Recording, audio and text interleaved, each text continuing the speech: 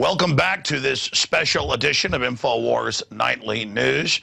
It, of course, is the 11th anniversary of the tragic attacks of September 11th that not only took the lives of close to 3,000 Americans, but has also been used to destroy the basic liberties and freedoms, not just here in the United States, but in the rest of North America and across the world.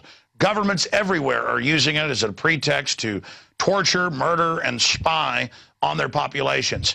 And different military-industrial complexes of the planet have enriched themselves on the back of the 9/11 fable and those that were killed. The good news is, as was covered earlier tonight by David Ortiz, now the government, 11 years later, admits there was asbestos and that the firefighters, police, and other heroes are dying in record numbers of cancer and do deserve health care. But that doesn't mean they'll actually get it. Just incredible. They can't even get insurance to cover it. Of course, we, the conspiracy theorists that don't believe known liars, have been proven correct yet again. Of course, we knew at the time that they had done CAT scans of people's lungs just a few weeks later and had said that they were filled with asbestos and powdered concrete and glass, and that many people had died. So it is good that finally the truth is coming out. But we knew then that Christina Todd Whitman, the head of the EPA, had first said the air was deadly, but then was ordered to say everything was okay. I just can't believe that the first responders believed them and didn't wait until they got masked to protect themselves. It's one thing to go in the first day with a handkerchief tied over your face, but they could have easily airlifted in the respirators and things they needed within just 12 hours if the government had been honest. And over the next few months, they labored in that horrible environment. And it just shows the system does not care about you. You don't graduate into higher levels of the globalist system unless you're ruthless. Now, I want to go over 10 smoking guns. There's over 500. You can type in the smoking guns of 9/11. You'll see different compilations, some 500, some 300, some 100. There, over 300 of them are absolutely iron-tight proof that the official story is a fable and that inside job is the only explanation. That said, I just want to hit 10 of these right now, but I also want to add this point. The biggest smoking gun that we're not going to list here is historically not just our supposed government with Operation Ajax and Northwoods and so many other staged events, but other governments have been caught engaging in false flags throughout history over and over and over again. There are so many examples. One of the best examples that started World War II was Hitler, of course, who got more power as chancellor with the firebombing of their own capital in 1933, February 27th, of the Reichstag. But what's on record completely and came out in the Nuremberg trial was the fact that they attacked their own military base on the Polish border in Operation Gleiwitz, a subsection of Operation Himmler, a chain of false flag attacks that were blamed on enemies that they wanted to invade. Whether it was Danzig or the Sudetenland or Poland, they would run false flags, attacking their own bases, dressing up prisoners like Polish soldiers, and then shooting them, and then filming newsreels to show at the beginning of movies, and to also then put out propaganda over radio and in newspapers. So false flag, whether it was the Gulf of Tonkin, now declassified that it was staged to get us into Vietnam, or other events, these are one of the favorite things engaged in by authoritarian governments. It was recently declassified in 2012. You can just look this up for yourself, that Bobby Kennedy was convinced by the Joint Chiefs to attack the U.S. Embassy in Honduras as a pretext to invade. His brother said no, just like he said no to Operation Northwoods. So this stuff is widespread. It's even on Frontline on PBS and been declassified, that Nixon wanted to attack his own and the Democratic Party conventions as a pretext to clamp down on the public, but that was basically shut down by fears of the press would discover it. So when we question official stories where the system has the motive, the means, it basically stands to gain, that is a patriotic thing to do. Because if you're not aware of false flags, self-inflicted wounds, staged terror attacks, problem, reaction, solution, Hegelian dialectic, if you're not aware of that in history, then you invite the system to do this. We've recently seen Obama's advisors and editorials in the Financial Times of London and other places saying, we need a new Oklahoma City or 9/11 to get Obama elected. We'll blame it on our enemies. They don't say they're going to stage it, but there's 1 degree of separation there. I mean, that's how dumb they think you are. Gary Hart a few years ago wrote a letter to Ahmadinejad, published it in the Huffington Post, saying, you can just look it up, Gary Hart CFR letter, Gary Hart's letter to Ahmadinejad. And he says, hey, the U.S. stages things like the USS Maine to get us into the Spanish-American War in 1898. You better watch it. We'll stage something to come into your country. Back off. And then when we confronted him on it, it's in the film Truth Rising, he was like, oh, I didn't do that. When they showed him the letter, he said, oh, yeah, I did. Started sweating. You see, they operate at a level of statecraft where they pretty much admit all this stuff, but we're not supposed to know that. We're supposed to watch football all day. There it is right there. Good, we found the link. So Huffington Post, unsolicited advice to the government of Iran. Go read it, okay? They operate out in the open like you were absolutely idiots who have an IQ of about 30 points. This stuff is so well known in government circles that they openly talk about it, okay? Now, that said, let's just get into 10 of the smoking guns. There are hundreds, but let's get into 10 of them. And the graphics and research put together so well by our research team. Why did NORAD, #1, stand down on 9/11? Well, Cheney, a month before, put an order in the only time in its history, since '57, saying you're not allowed to shoot down errant aircraft. Right after 9/11, he rescinded the order. So he took the power away from them so they couldn't do it. That is a huge issue and is admitted, but the power structure just hopes that you don't go look this up for yourself. Continuing, let's look at #2 here. What is the meaning behind the following quote attributed to Dick Cheney, which came to light during the 9/11 Commission hearings? And, of course, this deals with the Transportation Secretary, Norman Panetta, who since 5 separate times on tape to the news said, no, Cheney got there earlier than he said, and he did sit there while they were telling him the plane was coming in, and 50 miles out, 30 miles out, and so forth, and basically told him to stand down when they had missiles on top of the Pentagon. Let's play a short clip of that. During the time that the airplane coming in to the Pentagon, there was a young man who would come in and say to the vice president, the plane is 50 miles out. The plane is 30 miles out. And when it got down to the plane is 10 miles out, the young man also said to the vice president, do the orders still stand? And the vice president turned and whipped his neck around and said, of course the orders still stand. Have you heard anything to the contrary? So there you go, and he's since elaborated. That's Norman Mineta, Transportation Secretary. And again, these are just a few of hundreds and hundreds and hundreds of points that are absolutely key that people be made aware of. Continuing now with #3, what was the cause of the collapse of WTC Building 7? The building wasn't hit by a plane, and yet it collapsed in the same manner as the Twin Towers.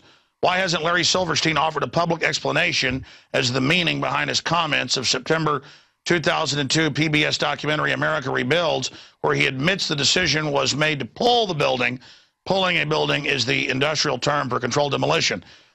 And they continue as well to try to spin this, but now it has come out, and we'll get to this later, that they did order the building demolished. And the news actually reported that, but then tried to change their story. In fact, we have a clip of Larry Silverstein talking about pulling it right here. That's such a terrible loss of life. Maybe the smartest thing to do is pull it. And they made that decision to pull, and then we watched the building collapse. Now, understand, these are just quick snapshots. We have footage of the police saying, get back, they're going to blow up 7. It was all over the news that day. I heard it on CBS radio. And people said, oh, no, you didn't, but then later it all came out. There's literally dozens of these clips. But we had the BBC, and before that, CNN, report that Building 7, 47 stories, had already fallen into its own footprint before it even happened. And then it happened. And then BBC said, oh, that footage isn't real, and then later had to admit it was real. So here's a clip from my film Terror Storm, a history of government-sponsored terrorism, breaking that down. In late February of 2007, 9/11 researchers reviewing archives of live news coverage from September 11th discovered to their shock that BBC World had reported that Building 7, also known as the Salomon Brothers building, had completely collapsed over 20 minutes before its actual implosion. First anchors at the London news desk reported it. Now, more on the latest building collapse in New York. You might have heard a few moments ago I was talking about the Salomon Brothers building collapsing. And indeed it has. Apparently that's only a few hundred yards away from... Jane, what more can you tell us about the Salomon Brothers building and its collapse? Well, only really what you already know. Details are very, very sketchy. There's almost a sense downtown in New York behind me, down by the World Trade Centers, of just an area completely closed off as the rescue workers try to do their job. But this isn't the first building that has suffered as a result. We know that part of the Marriott Hotel next to the World Trade Center also collapsed as a result of this huge amount of falling debris from 110 floors of the two twin towers of the World Trade Center. As you can see behind me, the Trade Center appears to be still burning. We see these huge clouds of smoke and ash, and we know that behind that there's an empty piece of what was a very familiar New York skyline. Next off, Rudolph Giuliani, the mayor, testified. Well, let me just read the quotes here. How did Rudolph Giuliani know that the South Tower was going to collapse? Giuliani told ABC's Peter Jennings, we have a link to it here in our article, we were operating out of there when we were told the World Trade Center was going to collapse. The World Trade Center was the first steel building to collapse from fire damage in history. Who told Giuliani the building was going to collapse, and how did they know it? Again, that's on Peter Jennings' own show, and of course, before Congress. He also said they were out of the building early, in a later contradiction, because of a drill they were running, Tripod 2, of the buildings being attacked by terrorists. Just like every other big event, they have a drill. Continuing, in the days following September 11th, the FBI released a list of the 19 hijackers. At least 4 of these hijackers were still alive, it came out. Saudi Arabian pilot Walid al-Shahari was one of the 5 men the FBI said had deliberately crashed American Airlines Flight 11 into the World Trade Center on September 11th.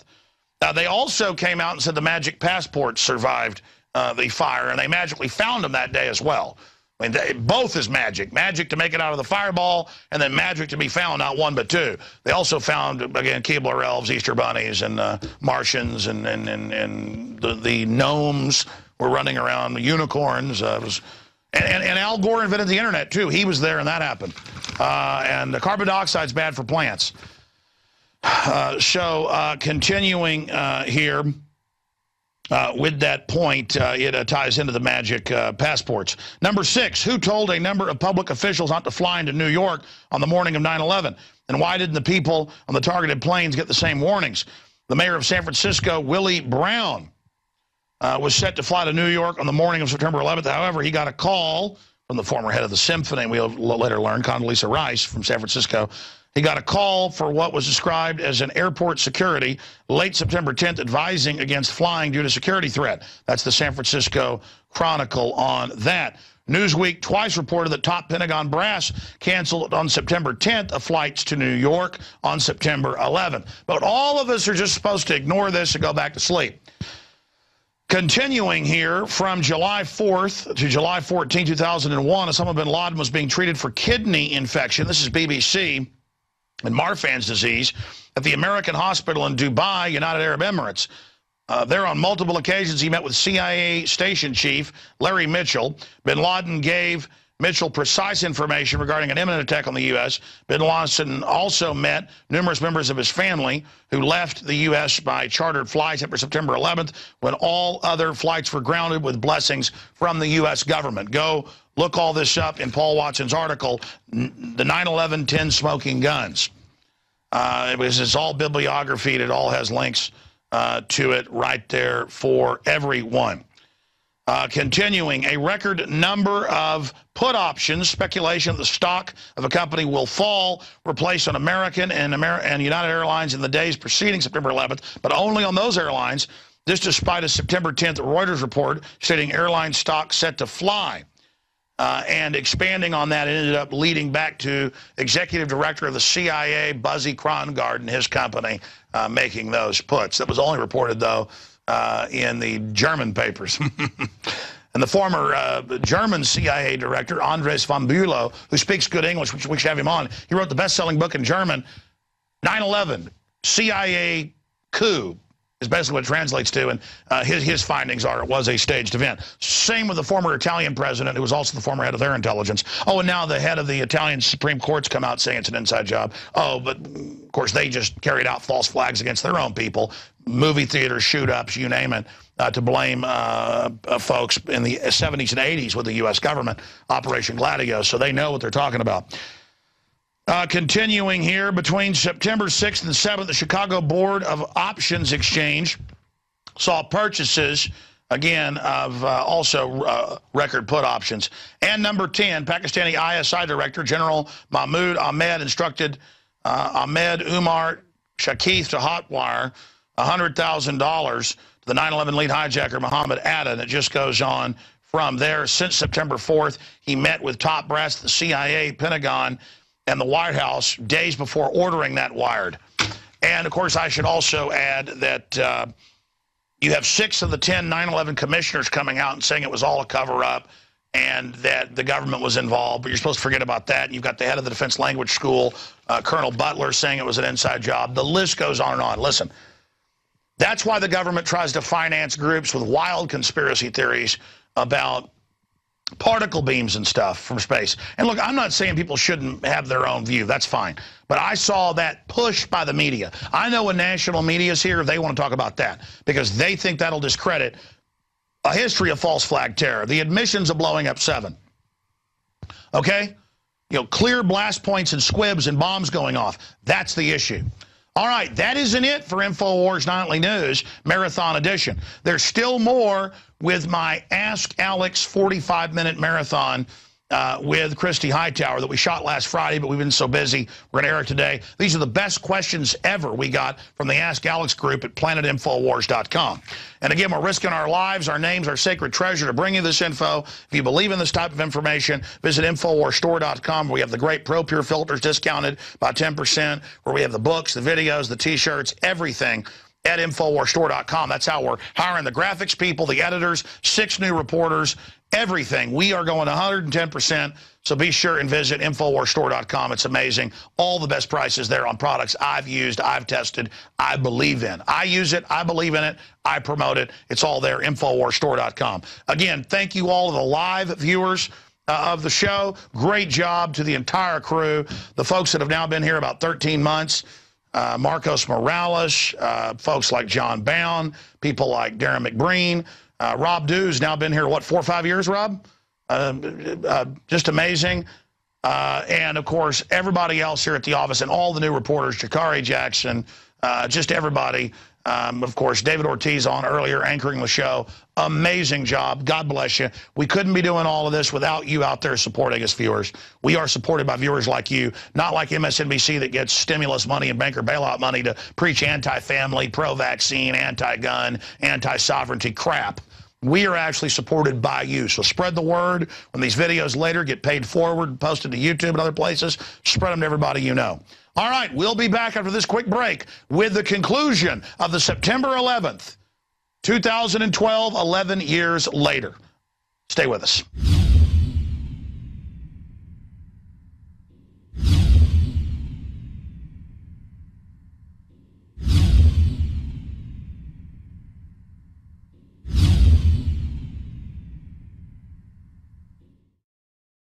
Sick of the globalists, eugenicists, control freaks adding poison to your water and laughing as you get sick and die? Start purifying your water with ProPure. My friends, I've done a lot of research, and the best gravity filter out there, bar none, is ProPure, and it's available discounted at Infowars.com. Its filters are silver impregnated to prevent bacterial growth. There's no priming required. It's NSF 42 certified. Optional fluoride filters can reduce fluoride up to 95%. Easy to set up and use. Doesn't require electricity. Purify water from lakes, streams, ponds, and wells. This filter system leaves in beneficial minerals, which is key. Save money by not buying bottled water and avoid BPA that leaches from the plastic. ProPure is the best gravity-fed filter out there. It's what my family uses. Infowars.com already has the lowest price on ProPure. But if you add the promo code WATER at checkout, you get an additional 10% off at Infowars.com. You can also call to order 888-253-3139.